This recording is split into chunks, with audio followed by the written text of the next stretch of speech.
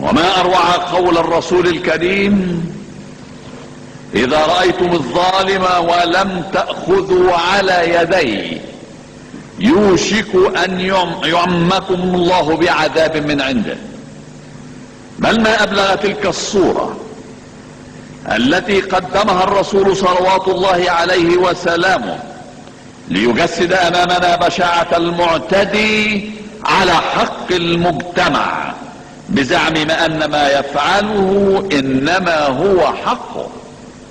وفي نهاية تلك الصورة يوضح الرسول عاقبة السلبية في معاملة هذا العادي على حق الجماعة، وهي عاقبة وخيمة وبيلة، لأنها الهلاك للمعتدي وللساكتين السلبيين جميعا.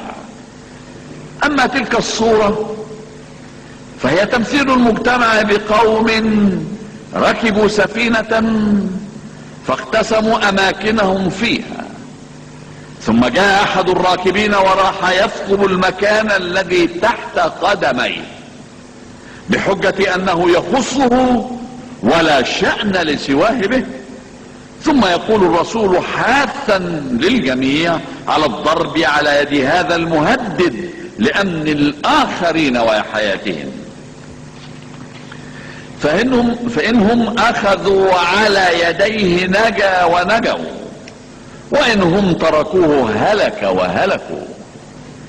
وإلى جانب ما تقدم من قيم رفيعة، دعا الإسلام إلى الصدق والأمانة واحترام العهد والوفاء بالوعد، كما دعا إلى الوقوف إلى جانب الضعفاء والمقهورين ونجدة المستجيرين والمظلومين، عملا بمبادئ الشرف وتمسكا بقيم المروءة واحتراما لإنسانية الإنسان الذي كرمه الله وجعله خليفته في أرضه، قصدا إلى إعمارها وازدهار الحياة بالحق والخير والعدل وصالح الأعمال فيها.